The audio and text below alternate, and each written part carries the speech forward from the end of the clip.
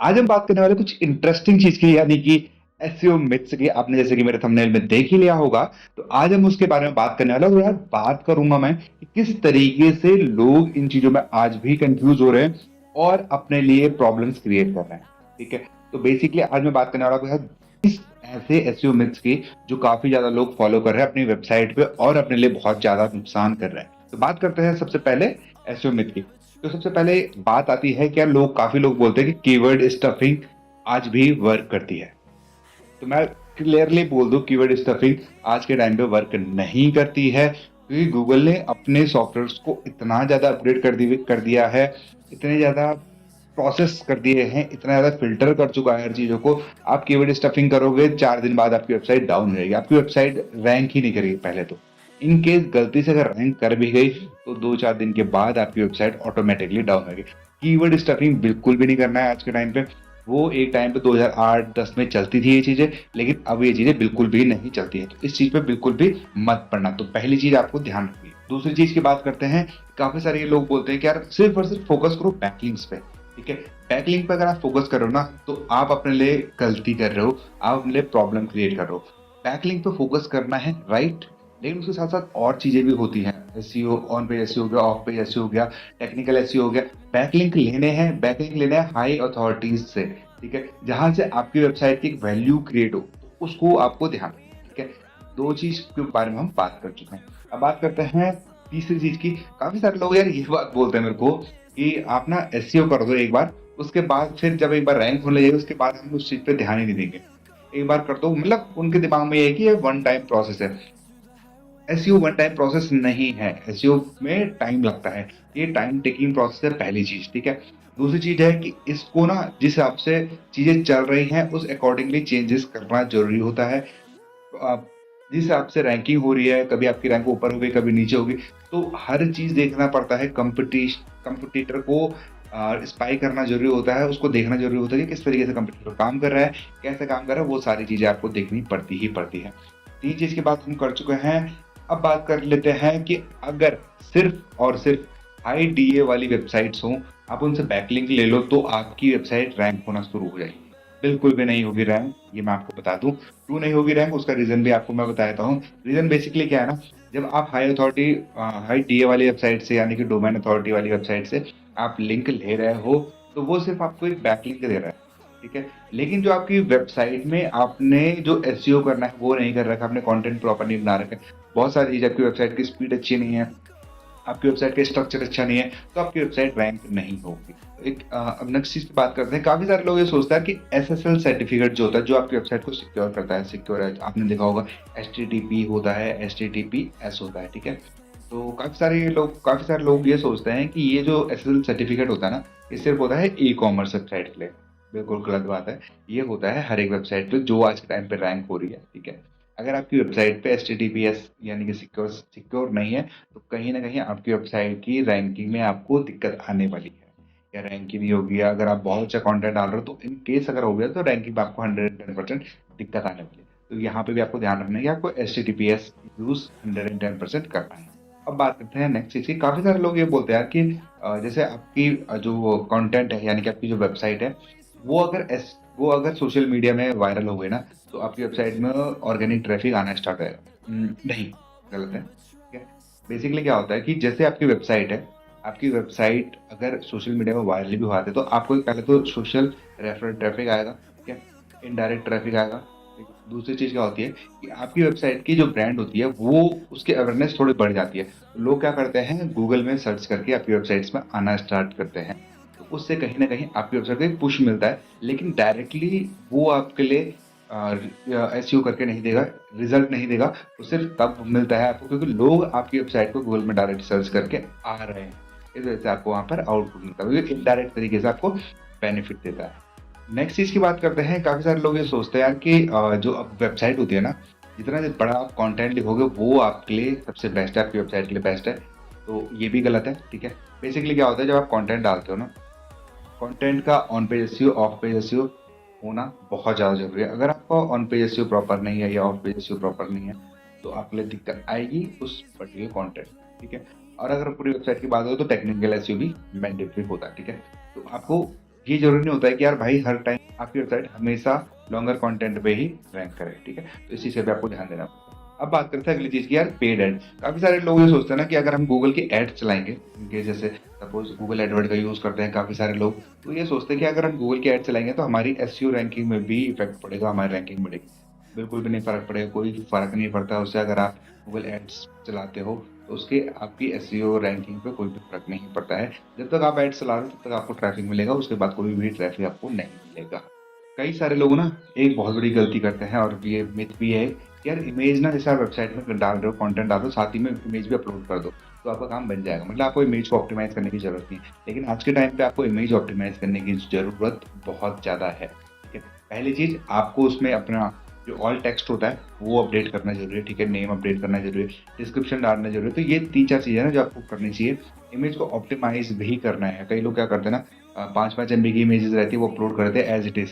तो उससे क्या करता है, वेबसाइट लोड होने में बहुत ज़्यादा टाइम लगाती है। तो इमेज को कंप्रेस करके यूज़ करो। उसके लिए आप यूज़ कर सकते हो टाइनी पीएनजी का इस्तेमाल कर सकते हो। बहुत सारी वेबसाइट्स हैं यार, मैं आपको टाइनी पीएनजी का इस्तेमाल करता हूँ, इसलिए मैं आपको बता रहा हूँ कि आप उसका इस्तेमाल कर सकते हैं। अच्छा, अब बात करते हैं अगली चीज़ की। काफ़ी सारे लोगों को दिमाग में आज भी ये डाउट है, ये चीज़ 2014 के बाद, 14-13 के 14-15 के बाद ना ये चीज़ खत्म ही हो गई थी। काफ़ी सारे लोग आज भी ये सोचते हैं कि अगर आप सपोज़ आपका निश है डिजिटल मार्केटिंग, अगर आप उस नाम से डोमेन ले लेंगे ना, तो आपकी वेबसाइट अगले दिन ही रैंक करने लग जाएगी। मतलब 2-4 1 आध महीने बाद रैंक पॉसिबल नहीं, ठीक है? अगर आपने नाम सेम रख लिया, उससे कुछ फ़र्क नहीं पड़ता, ठीक है? अगर आपका कंटेंट में दम नहीं है, आपकी स्ट्रैटेजीज़ में दम नहीं है, तो आपका कंटेंट रैंक नहीं करेगा। तो ये भी आपको ध्यान रखना है कि भई जो चीज़ आप दे रहे हो ना, जो चीज़ आप यूज़ कर रहे हो, वो चीज़ आप प्रॉपर्ली कर रहे हो। अगर आप नाम रख लो यार, लेकिन कई बार क्या होता है ना, कुछ ऐसे नाम होते हैं जिनको आप देखोगे ना उनमें प्रॉब्लम्स होती हैं, उनमें पहले ही बहुत बैड लिंक्स बने होते हैं। तो जब भी आप कोई वेबसाइट लो या कुछ भी लो, तो उसे एक बार स्पैम स्कोर में चेक ज़रूर कर लिया कीजिए, क्योंकि कहीं न कहीं वो आपकी वेबसाइट में कहीं न कहीं इम्पैक्ट करते हैं।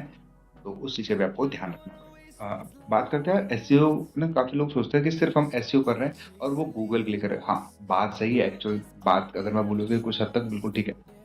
एसईओ जो आप कर रहे हो ना, वो गूगल के लिए कर रहे हो, ठीक है? क्योंकि गूगल के पास सबसे ज़्यादा शेयर है, 95% के लगभग, I think, I am not sure. तो गूगल के पास सबसे ज़्यादा शेयर है, सबसे ज़्यादा लोग गूगल पे ही सर्च करते हैं सारी चीज़ें, तो उसके लिए भी करते हैं लोग।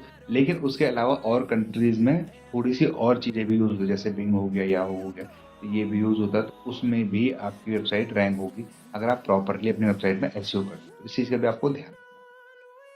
काफ़ी सारे लोग ना ये भी सोचते हैं कि यार जो ये एसईओ है ना, एसईओ का नाम जब आता है ना, तो काफ़ी सारे लोग ये सोचते हैं कि जो एसईओ है ये सिर्फ़ और सिर्फ़ उन लोगों के लिए है जो कोडिंग जानते हैं, जिनको इन चीज़ों का नॉलेज ज़्यादा है, यानी कि जैसे एचटीएमएल का हो गया, जावा का हो गया, सीएसएस का हो गया, इस चीज़ का नॉलेज है, वो ही ये चीज़ कर सकते हैं। ऐसा कुछ नहीं है। आज के टाइम पे इतने सारे टूल्स हो चुके हैं, इतने सारे सॉफ्टवेयर्स हो चुके हैं, इतनी सारी स्ट्रैटेजीज़ हैं, जिसके थ्रू अगर आप प्रॉपर्ली काम कर रहे हो ना, तो आपको बहुत अच्छा रिज़ल्ट मिलेगा। लेकिन हाँ, बस ये है कि एसईओ थोड़ा-सा टाइम टेकिंग प्रोसेस की तरह काम करता है। जैसे अगर आप जल्दी में चाहोगे, तो ये वन नाइट में आपको कुछ भी रिज़ल्ट नहीं दे सकता। काफ़ी सारे लोग है ना ये दावा करते हैं कि यार जो गूगल है ना, उसकी जो एल्गोरिदम है वो पूरा जानते हैं, ठीक है? उन्हें पूरा पता है, जितने 200 फैक्टर्स हैं वो सब उन्हें पता है, 200 प्लस फैक्टर्स हैं वो उन्हें पता है, और वो वहाँ से अच्छा खासा आपको रिज़ल्ट दे सकते हैं। वो सिर्फ़ अपनी सेल्स चाहते हैं, वो आपसे पैसा लेना चाहते हैं। बेसिकली जो गूगल के अपडेट्स हैं या गूगल की जो एल्गोरिदम है, वो 100% कोई नहीं जानता, ठीक है? किसी को अगर नॉलेज होगा तो 20%, 30%, 50% इतना नॉलेज हो सकता है।